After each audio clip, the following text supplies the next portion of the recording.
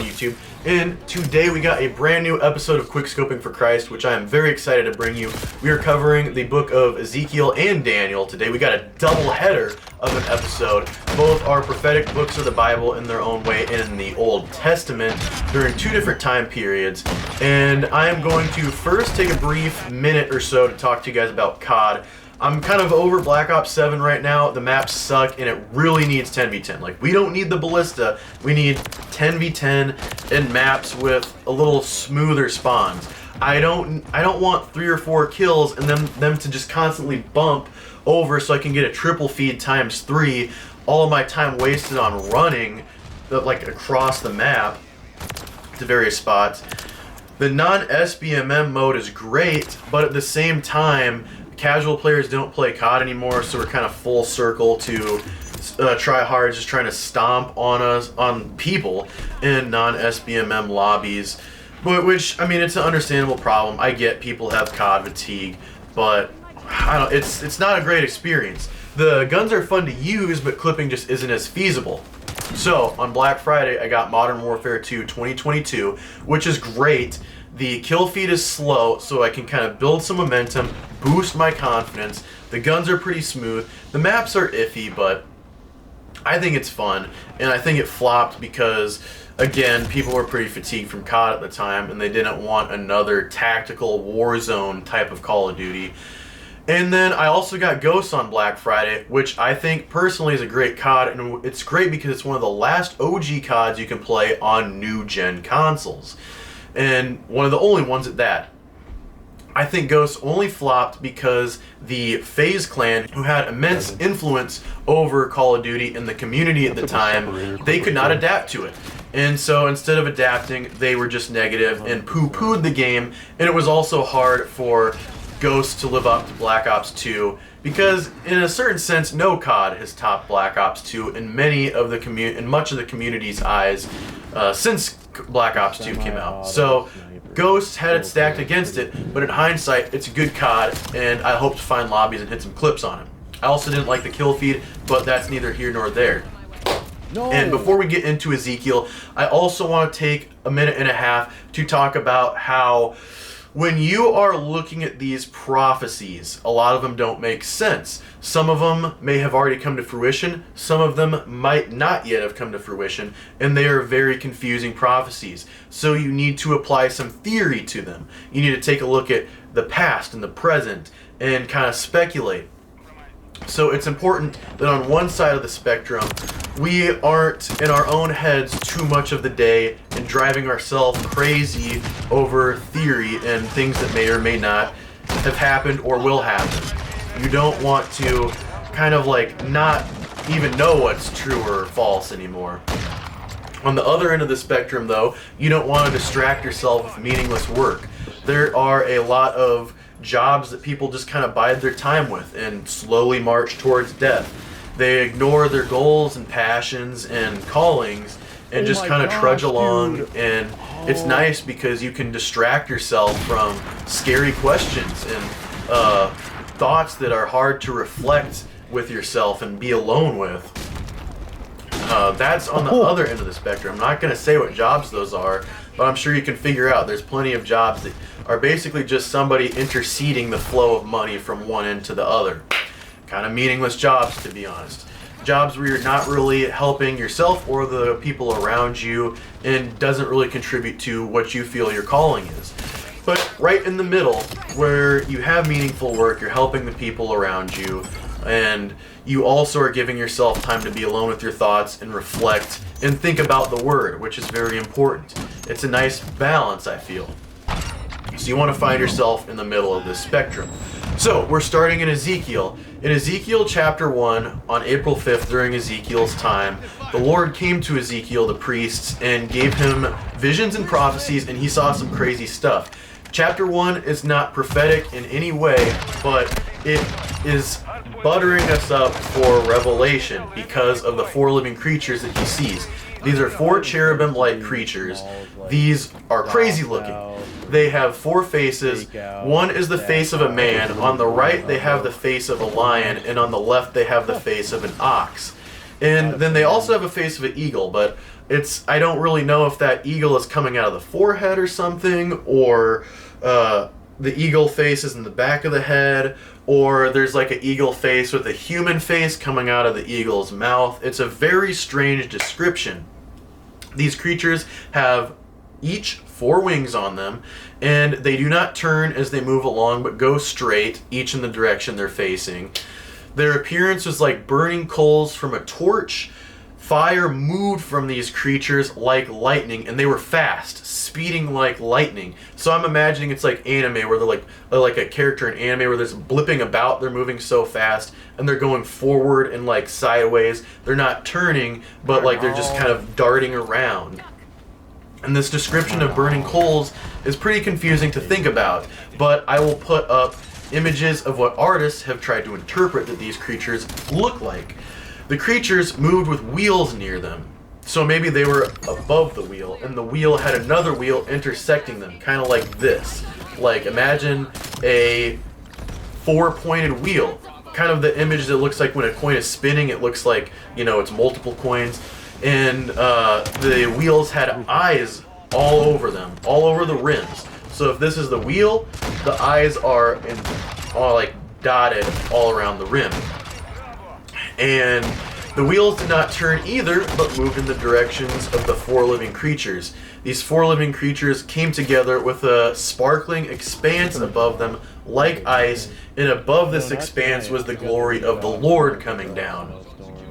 So imagine these creatures basically being like a chariot. They are the moving wheels or legs above the wheels for this throne of God, with the glory of Him resting on it. The glory of God's voice was like rushing waters. He sat on a throne of sapphire. His waist up was like glowing metal full of fire. So like when you see blacksmiths, like, you know, hammering on hot metal, that's kind of the picture we're being painted here. And then his waist down was like blazing fire. So like his legs are on fire or something, or he just was fire down there. And brilliant light surrounded him. The radiance around him was said to be like a rainbow. So that's just a crazy depiction. Nothing prophetic there, but the reason I bring this up is because I wanted to give you this description of the glory of the Lord, because this isn't the only time God is described with this picture right here. And these 4 living creatures, maybe not the exact same ones, but also 4 living creatures pop up in the book of Revelation, but instead of having 4 faces, each has their own face, one of a human, one of an ox, one of a lion, and one of an eagle. Then we're going to fast forward all the way to 3 chapters at the very end of Ezekiel. We have, in chapter 37, the valley with bones. Ezekiel is taken in spirit in his mind's eye, transported to this valley with dried bones, just littered everywhere. And he is told to prophesy to these bones, and the word of the Lord causes the bones to reform and grow into an army of resurrected humans. Kind of imagine, if you've seen Attack on Titan, how when the Titan shifters turn into Titans, like first the bones shoot out and then muscles wrap around the bones and then the skin flows over the bones. That's kind of how I'm imagining this. They're reforming into humans, and the Lord says that He will open His people's graves and bring them up from them and back into the land of Israel. So this could be symbolic for the Israelites being freed after Babylonian captivity and being allowed to go back into their own land. Or it could be a future event being prophesied where God resurrects His people who were killed for their testimony in the Great Tribulation and brought back with Him to rule over the world with Him during His millennia reign. This is talked about in Revelation. So this could be teasing towards that, or symbolic for the Israelites coming out of captivity, or both. Then we have a prophecy in 38 and 39 where God talks against the land of Gog and Magog. This could be Asian countries, or it could be a symbolic future event of when the nations assemble under the devil to rebel against God in the end times, and God smites them down. He speaks violently and describes a brutal execution of them after a great battle. And it kind of reminds me of an Avengers when they're the Avengers Endgame where they're all battling against Thanos and stuff. There's like a big assembly. And it is said that they will fall, they will be defeated on the mountains of Israel. Alright, this episode is getting really long, but we're going to keep going. So now we jump ahead to Daniel. So while the Israelites were in captivity under the Babylonians have this king, Nebuchadnezzar. They have a group of servants that are basically groomed to serve Nebuchadnezzar as kind of interns, or like informants, advisors, a board of advisors that are, well versed in everything. They're smart, good looking, all of it. And actually, Daniel was one of 4, and the other 3 were Shadrach, Meshach, and Abednego, which you hear about the, Shadrach, Meshach, and Abednego in the fiery furnace. And there's a 4th person in there. That 4th person is not Daniel, but it's actually God. That's a separate story. Daniel was not in the fire. But basically, Nebuchadnezzar has a vision. He has a dream. And none of the other advisors, all of the non-godly advisors, they can't tell him what it means. But Daniel is able to recite the dream without Nebuchadnezzar having told him and interpret what it means. And basically, he has this dream of a giant statue, has a head of gold, arms of silver, like a, midsection of silver, legs, like a waist and legs of bronze or something, and then like feet of iron and clay, and the iron and clay is mixed together. Then a stone that is carved out not by human hands. So we're to believe that this stone is carved out by God. It's thrown at the statue crumbles, and then from the stone is carved a new kingdom of God. That's kind of the gist of it. And each different section of the statue represents a different kingdom. So the gold statue is the greatest kingdom. It is Babylon. It is Nebuchadnezzar's kingdom. And then after him come the Medes and Persians, which we talked about in the last episode, having overthrown the Babylonians. So everything's tracking here. Everything that has been prophesied, it's tracking. The time frame is going along accurately. The Medes are that second nation of silver. Then after the Medes come the Greeks, a nation after them. And then finally, Rome is the iron and clay kingdom mixed together. So there's a lot to unpack with this part about iron and miry clay, because it is, a lot of historians believe that that's addressing Rome, and that makes sense. And the iron is the people and government of Rome, and the clay is the people of God, and that's, them kind of meshing together. And it's said that they don't mix well. And some translations of the Bible, though, it talks about the seed of man mingled themselves with the iron. So a lot of people now think that is talking about us right now, kind of intersecting with technology and relying on AI and all of these devices. And, even if you're not a Christian, if you believe in evolution, AI would be problematic because you're making the only thing that can dethrone you, a human being, as the apex predator. You are designing an apex predator and simultaneously removing your need to evolve because you have this technology to do everything for you. I'm obviously not an evolutionist, but both ways you spin it, it's kind of a problem. And if you're a biblical theorist, you could, this is kind of a red flag. I'm not saying that's what it literally means, though, the iron and miry clay coming together. What it could be talking about the literal people of Rome mixing with God's followers. But you'll notice that it was iron and clay down to the toes. And, 10 toes. There are 10 kingdoms talked about splitting off from the beast in Revelation. We're going to talk about this a lot later because I have a lot of thoughts on this. But when Rome kind of fell, it split into the European nations, and America itself is an extension of Europe. The people immigrated from Europe to America, conquered America, and then, you know, we're basically an extension of the UK or the EU or whatever. That's besides the point. So there was this great vision. Daniel told Nebuchadnezzar what it all meant, and he was greatly acclaimed. Like, Nebuchadnezzar was like, woohoo, like, you're a genius. And he, you know, great things happened to Daniel. He was greatly rewarded because of it. Then we skip ahead a little bit into Daniel chapter 7. And Daniel has a dream prophesying similar things. So, some dreams and visions pass through his mind while he's in bed, and this is the substance of his dream. He saw 4 winds of heaven churning up the great sea. 4 beasts, 4 great beasts, each different from the other, come out of the sea. The first was like a lion, and it had wings of an eagle. Its wings were torn off, and it was lifted from the ground so that it stood on 2 feet like a man, and the heart of a man was given to it. The second beast, it looked like a bear. It was lifted on its side and had 3 ribs in between the teeth of its mouth.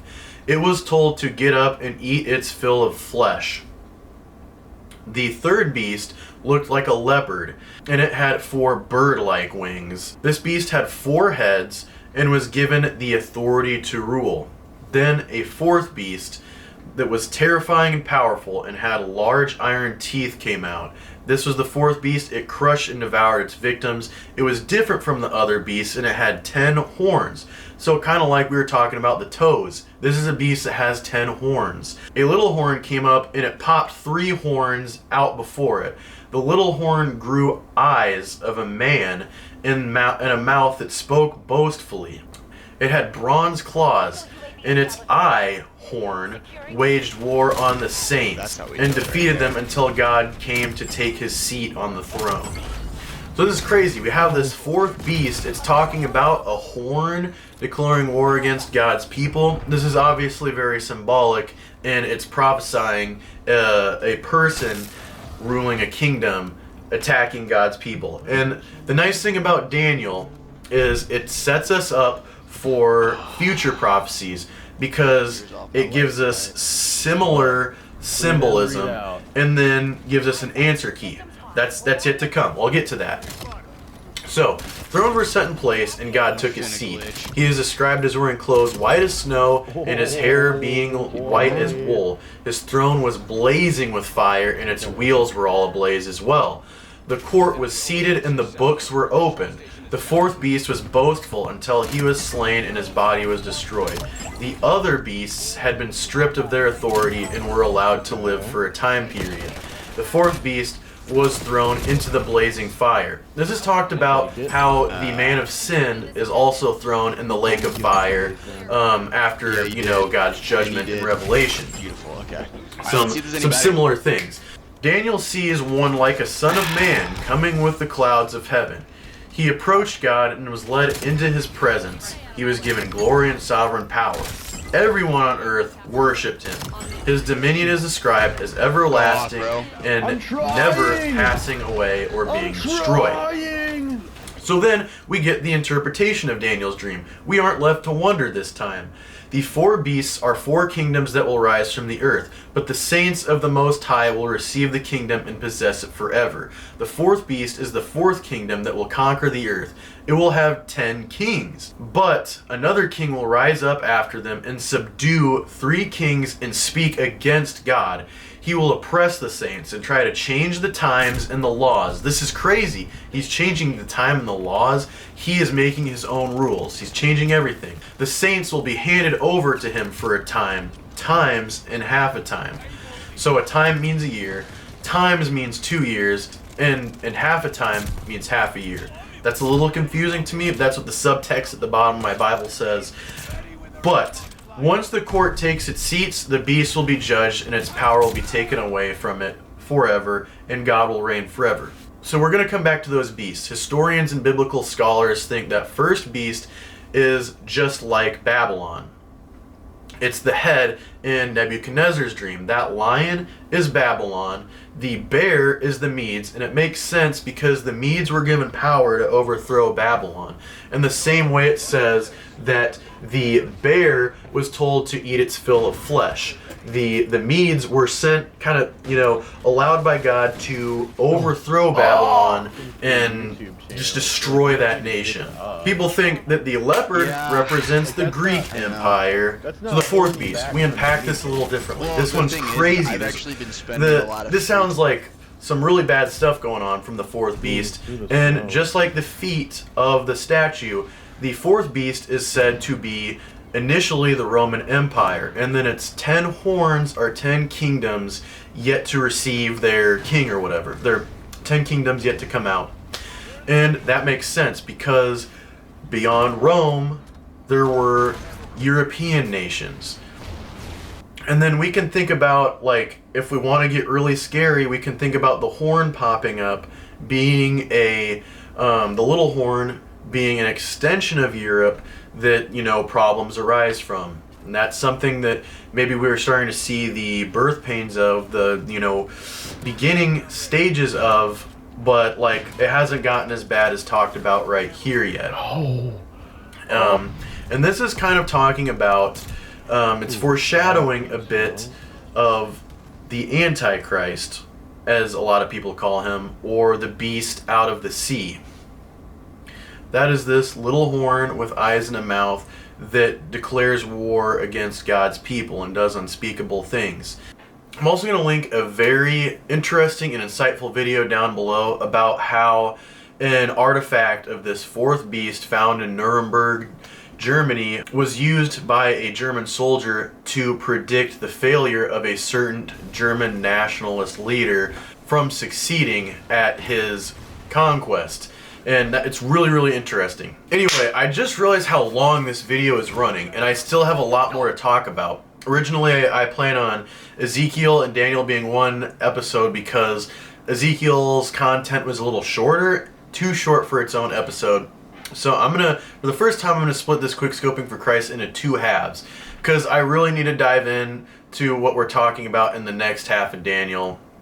His dream of the goat and the ram, which prophesies Antiochus Epiphanes, who is the first figure to kind of foreshadow the man of sin and embody an earlier form of him, which is really important. I need a little more time to talk about, and I just can't make these videos too long. I need to make them more palatable for you guys, and I need to give myself more time and space to be articulate, because this is important stuff we're talking about. This is big stuff. But anyways, guys, I love you so much. Thank you for watching the video. I hope you enjoyed and learned something. And God bless y'all. Peace out, and I will see y'all next time.